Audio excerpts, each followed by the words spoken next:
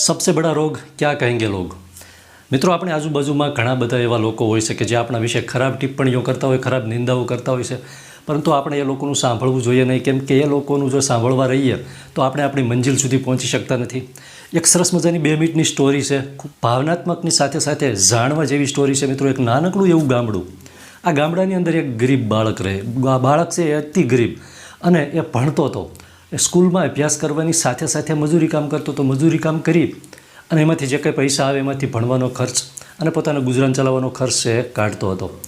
બાળક ગરીબ હતો અને ભણવામાં હોશિયાર હતો, એટલે ગામના લોકોને પણ શરૂઆતમાં તો તેના પ્રત્યે ખૂબ આદર હતો અને બાળક પ્રત્યે માન પણ હતું. બધા લોકોને બાળક પ્રત્યે દયા પણ હતી કે આ બાળક છે એ ભણવામાં ખૂબ હોશિયાર છે, એટલે ખૂબ આગળ નીકળશે. ધોરણ 12માં ધોરણમાં આવ્યો અને 12મા ધોરણની એક્ઝામ આવી એટલે ગામના લોકોને પણ એના પ્રત્યે વધારે આશા બંધાણી, કેમ કે 12મા ધોરણમાં જો સારી રીતે સફળતા મેળવશે, સારા ગુણથી પાસ થશે તો ગામનું નામ પણ રોશન કરશે. અને પોતાના જે લોકો, જે પોતાના સગાવાલા કહેતા હોય છે ને, આવા લોકોને પણ એમ થયું કે આ તો ભણવામાં ઘણો બધો હોશિયાર છે. પરંતુ બને છે એવું કે બાળક છે ધોરણ 12માં નાપાસ થાય છે, એક વિષયમાં ફેલ થઈ જાય છે. ફેલ થયા પછી જ્યારે બાળક છે મજૂરી કામ કરી અને જ્યારે આવતો હોય છે, ત્યારે પોતાના ઘરે જવા માટે જે શેરીમાંથી નીકળતો હોય છે, તો એ શેરીઓમાં એના જ પોતાના લોકો બેઠા હોય છે અને બાળક વિશે અતિ તૃણાસ્પદ વાક્યો બોલતા હોય છે. જ્યારે બાળક નીકળે ત્યારે બાળકને એવું સંભળાવે છે, એવી નિંદા કરે છે, એવી ટીકા ટિપ્પણીઓ કરે છે કે બાળક સાંભળી શકતો નથી. એક તો ધોરણ 12માં ફેલ થયો અને એમાં પણ આવી નિંદાઓ સાંભળી અને બાળક છે હતાશ થઈ જાય છે, નાસી પાસ થઈ જાય છે અને એક રૂમમાં પુરાઈ રહે છે. મજૂરીએ પણ જતો નથી અને આગળના અભ્યાસનું પણ કંઈ કરતો નથી. બાળક નાસી પાસ થઈ જાય છે અને બાળક છે પોતાની એકાગ્રતા ગુમાવી દેશે, કેમ કે પોતાના જ કેટલાક લોકો હતા જે બાળક વિશે ટીકા ટિપ્પણી અને એવી નેગેટિવ વાતો બાળક વિશે કરતા હતા કે જેનાથી બાળક છે ને એનું મન છે એ ડાઉન થઈ જશે, એનું માઇન્ડ છે એ ડાઉન થઈ જાય છે. એટલે એક દિવસ એક સારા વ્યક્તિએ બાળકને કીધું કે ચાલ આપણે આપણા ગામની બહાર એક સાધુ મહાત્માનો આશ્રમ છે ત્યાં જઈએ અને આમાંથી કોઈક સોલ્યુશન આવશે અને તું ફરી પાછો સફળ ચોક્કસ થઈશ અને તને આ માનસિક સ્થિતિમાંથી બહાર લાવવા માટે એ સાધુ મહાત્મા કંઈક રસ્તો આપણને બતાવશે. એટલે એ લોકો જાય છે, આશ્રમમાં જાય છે, સાધુ મહાત્મા પાસે જઈ અને સ્થિતિ છે એ જણાવશે. એટલે સાધુ મહાત્મા કહેશે કે કોઈ વાંધો નહીં, ભલે જે લોકો તારા વિશે ગમે તે વાતો કરે, તારા વિશે ગમે તેવી ટિપ્પણી કરે, નિંદા કરે, પરંતુ આવતીકાલે જ્યારે એ લોકો તારા વિશે વાતો કરતા હોય છે ને શેરી અને હોટલે બેઠા બેઠા, એ જ સમયે તારે એક કામ કરવાનું છે. ઘરેથી એક દૂધનો લોટો ભરવાનો છે, દૂધનો લોટો આખો ભરવાનો છે અને દૂધનો લોટો અહીંયા સુધી લાવવાનો છે, મારા આશ્રમ સુધી.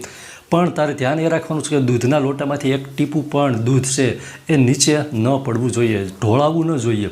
એટલે બાળક કહેશે કાંઈ વાંધો નહીં. બીજા દિવસે સવારે ઉઠી નાહી તો તૈયાર થઈ અને બાળક છે એ દૂધનો લોટો ભરે છે અને દૂધનો લોટો ભરી અને એ સાધુ મહાત્માના આશ્રમ સુધી જાય છે. આખો લોટો ભરેલો હોય છે, બાળકનું ધ્યાન છે લોટામાં જ હોય છે, એક પણ ટીપું નીચે ન પડવું જોઈએ, તો જ એનું કામ સફળ થાય.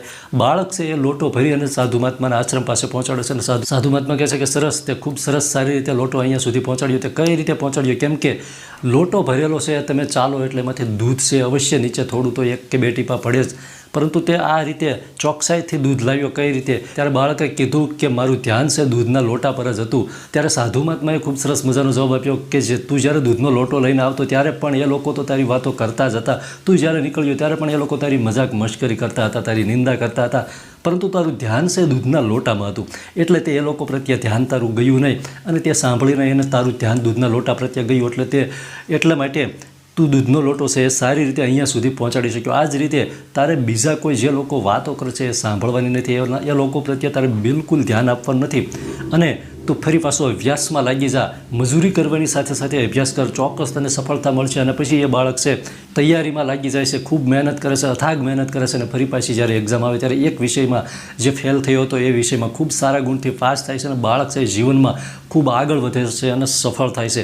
એટલે કહેવાનું તાત્પર્ય અહીંયા એ જ છે નાનકડી કહાની દ્વારા કે જે લોકો આપણી આજુબાજુમાં હોય છે અને ઘણા બધા એવા લોકો હોય છે જે આપણા ખૂબ નજીકના અને ખૂબ નજીકના સગા હોય છે, જે લોકો આપણા વિશે એવી નેગેટિવ વાતો કરતા હોય છે કે જેનાથી આપણું માઇન્ડ સેટ ડાઉન થઈ જાય છે, પરંતુ આપણે આજુબાજુમાં રહેલા કોઈ પણ લોકોનું કંઈ સાંભળવાનું નથી. આપણું ધ્યાન આપણા દૂધના લોટામાં જોવું જોઈએ. મિત્રો, કહાની ગમી હોય તો કહાનીને એક લાઇક અવશ્ય આપજો અને શ્રાવણ મહિનો છે એટલે કોમેન્ટમાં હર હર મહાદેવ અવશ્ય લખજો.